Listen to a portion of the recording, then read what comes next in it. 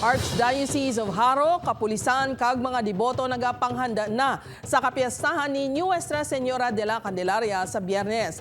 Mas madamo nga mga deboto ginalauman sa selebrasyon subong nga tuig. Ini ang gintutukan ni John Sala. Tuig 1981 sa nagbisita si Anay Pope John Paul II sa syudad sang Iloilo kag sa amuman nga tion, siya mismo ang nagkorona sa imahe ni Nuestra Señora de la Candelaria. Sa 2014, kinproklamar nga santo si Pope John Paul II.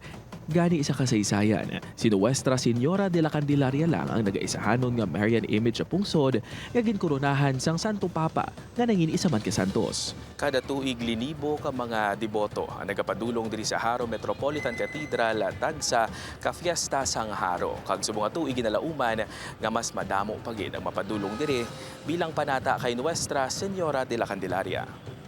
Subong nga 2024 ang tema sa kapiyastahan, Birhen sa Candelaria, tagdala sang iwag kag ubay sa amon pagpanglakaton bilang simbahan. Ever since bisan gani ingat na time mo ginahugtan, damo pa siya how much more nga subong nga open na ang tanan, no? Kag expected na nato na every year. Tumandok sang Pasay City si Nanay Aurora apang sa karon nagapuyo na sa Canada.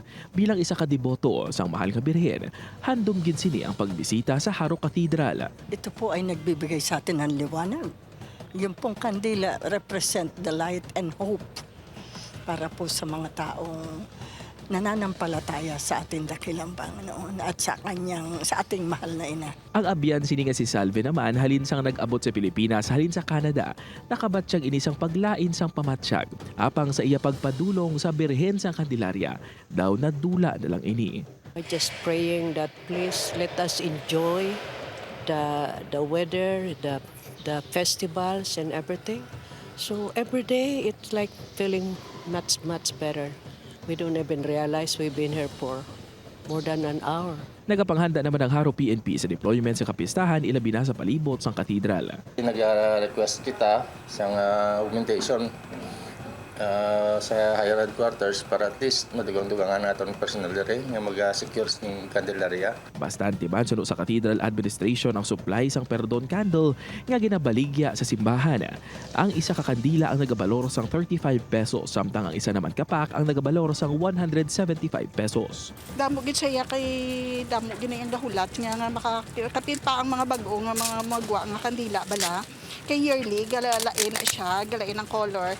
So damo gid siya ang nagabakal sina. Sa kapistahan sa Candelaria sa Biyernes, magasugod ang misa 4 a.m. tubtob 8 p.m. Gintunga naman ang pagapahamtangan sa misa sa diin pwede magtambong sa main altar o kung sa Pope John Paul II Gym sa kilid sa katedral. Upod kay Hans Desierto, John Sala. 1 Western Visayas.